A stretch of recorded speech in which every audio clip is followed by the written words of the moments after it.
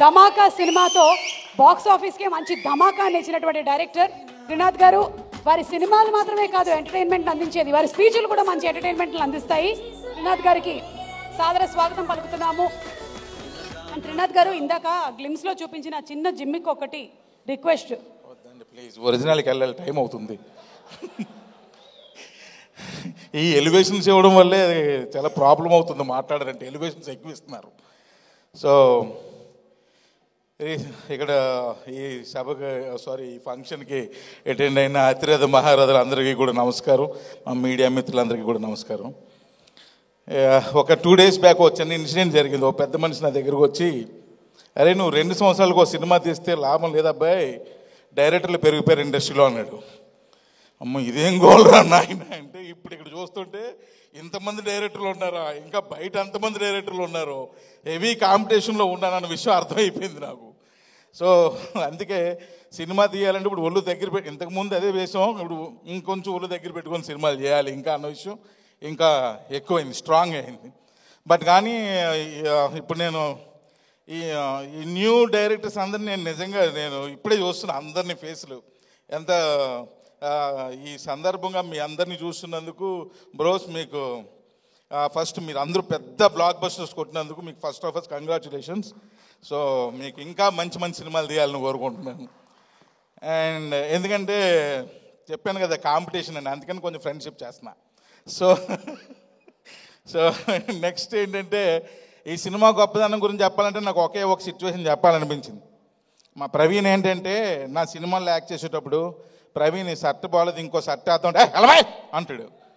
అమ్మా ఏందిరా ఈ షర్ట్ కూడా మార్చడా ఆయన అమ్మా అని రిక్వెస్ట్ చేసుకున్నామని. అలాంటి ఇందాక ట్రైలర్ చూస్తే ప్రవీణ్ చేత డైరెక్టర్ బొట్టు కూడా పెట్టించి యాక్ట్ చేయించాడంటే ఈ సినిమాలో ఎంత ఇన్వాల్వ్ అయిపోయి ప్రవీణ్ యాక్ట్ చేసాడో అర్థమైంది. సో అండ్ అల్లరి నరేష్ గారి గురించి చెప్పాలంటే, అంటే ఇంకొక విషయం కూడా చెప్పాలండి. మా డైరెక్టర్స్ అందరూ మాట్లాడుతూ మన జర్నీ 2018లో స్టార్ట్ అయింది కదా, సో మన జర్నీ 2013లో స్టార్ట్ అయింది కదా, మన జర్నీ ఐ థింక్ 2016లో స్టార్ట్ అయింది కదా. అంటే ఇప్పుడు నా జర్నీ ఎప్పుడు స్టార్ట్ అయిందని అర్థం అవట్లేదు నాకు. అంటే ఇప్పుడు నాకేమైనా సీనియర్ సిటిజన్ చేసి ఇప్పుడు నెక్స్ట్ నాకేదో పెన్షన్ ఇచ్చే కార్యక్రమాలు ఉన్నారు వాళ్ళు భయం వేస్తుంది నాకు. నరేష్ గారితో ఎందుకు ఈ విషయం చెప్పానంటే, ఎప్పుడో భూమి పుట్టక ముందు నరేష్ గారి ఇంట్లో ఆయనతో పార్టీలో కూర్చున్నాను నేను చాలా సంవత్సరాల క్రితం. ఇప్పుడు ఆ ఇయర్స్ వద్దురంటే తమ్ముళ్ళు డేంజర్ అయిపోద్ది. సో అప్పుడు కూర్చున్నా. కానీ ఎప్పుడు అనుకుంటూ ఉంటాను, ఆయన అంటే నాకు ఇష్టమైన యాక్టర్, యాక్చువల్గా ఇష్టమైన హీరో అని నేను అన్ను, ఇష్టమైన యాక్టర్. ఎందుకంటే అల్లరి నరేష్, అల్లరి అన్నది ఆయనకి ఎవరో ఇచ్చింది కాదు, లేకపోతే ఎవరో దానం చేసింది కాదు, లేదా వంశపారపర్యంగా వచ్చింది కాదు, ఆయన సంపాదించుకున్నది. సో అది సంపాదించుకున్నది అంటే ఊరికినే ఏది రాదబ్బాయి. నన్ను ధమాకా త్రినాథ్ అని ఎవరైనా అంటున్నారు చెప్పండి తమ్ముళ్ళు. కానీ అల్లరి నరేష్ గారిని ఆయన ఈ భూమి మీద ఉన్నంతకాలం అల్లరి నరేష్ అని అంటాడు, ఎందుకంటే అది ఆయన సంపాదించుకున్నది. సో అలాంటి వ్యక్తితో ఇప్పుడు నేను సినిమా చేయలేకపోయాను, కానీ బట్ ఫ్యూచర్లో నాకు అవకాశం వస్తే మాత్రం డెఫినెట్గా ఆయనతో నేను సినిమా చేస్తాను. సో నరేష్ గారు, మీరు ప్రతిసారి మీ సినిమాలు చూస్తున్నప్పుడు కూడా నేను అదే ఫీల్ అవుతూ ఉంటాను. అంటే వెరీ న్యాచురల్గా యాక్ట్ చేస్తూ ఉంటారు మీరు. ఎప్పుడో అంటిల్ అండెస్ నాలాంటి మూర్ఖత్వపు, ఇందులో మూర్ఖత్వం గురించి ఏదో మాట్లాడుకున్నాం తర్వాత. సో మూర్ఖత్వపు డైరెక్టర్ ఎవరైనా ఉంటే కొంచెం ఆర్టిఫిషియల్ చేయండి చేస్తారు అంతే. సో కాబట్టి నాకు నిజంగా చాలా ఇంట్రెస్ట్ అండి. అండ్ అలాగే రాజదండ కంపెనీలో ఇప్పుడు నేను మజాక్ అని ఒక సినిమా చేస్తున్నా. నాకు కొంచెం ఇంట్రెస్టింగ్ థింగ్ ఏంటంటే, నేను కూర్చున్న రూమ్లో కొంచెం ఫర్నిచర్ నేను కొనుక్కుంటూ ఉంటాను. అయితే ఆ రోజు వెళ్ళి నాకు నా రూమ్లో ఫర్నిచర్ రాజా కొంచెం బాగాలేదు అన్నా. సార్ కొనుక్కోండి సార్ అనగానే ఐక్యాకి పరిగెత్తి టోటల్ ఫర్నిచరు నేను 12,500 పెట్టి కొనుక్కున్నా. నా టేబుల్, నా చిన్న చైరు, ఈ చైర్లు.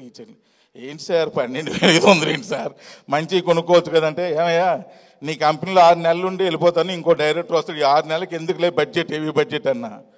ఆ తర్వాత ఆయన రూమ్లో ఫర్నిచర్ కొనుక్కున్నాడు. ఎంత అయింది అన్న, ఇంచుమించు 3.5 లక్షల టేబుల్ అయింది సార్.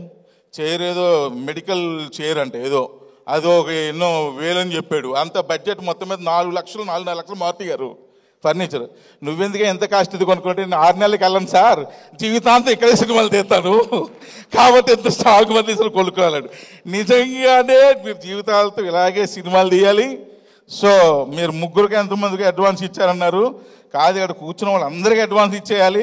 ముందు ఆయనకి ఇవ్వండి, ఆయన ఆల్రెడీ నాందికి రెడీ అయిపోతున్నారు, ఆయనతోనే నాంది వాళ్ళకండి. అండ్ వేణు గారు ఇందాక అన్నారు పిలిస్తే చీఫ్ గెస్ట్ కింద పిలిచారేమో అని అన్నారు అని అన్నారు.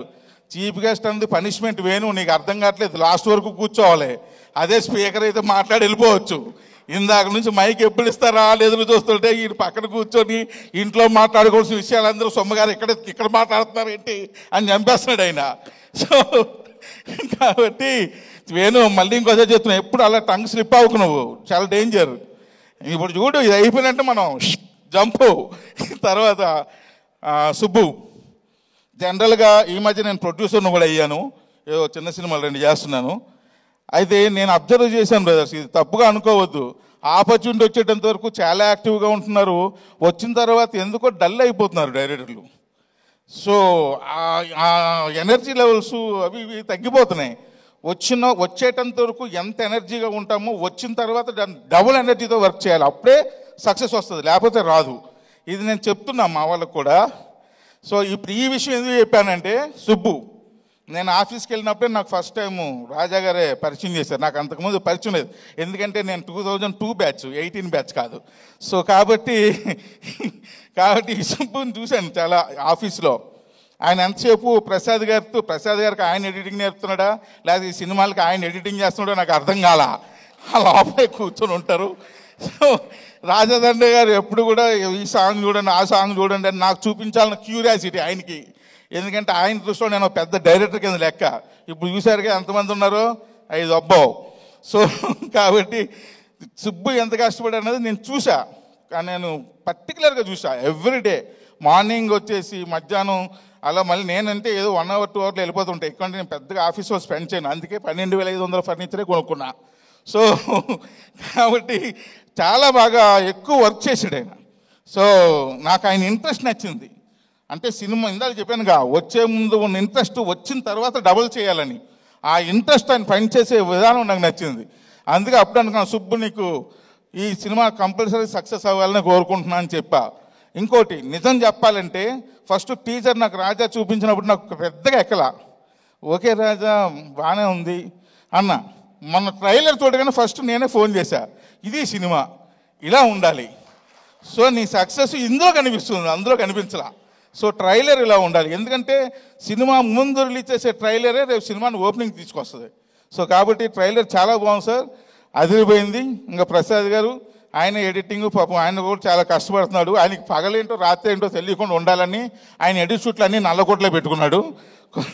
సో కాబట్టి కొంచెం వెలుగులోకి రండి.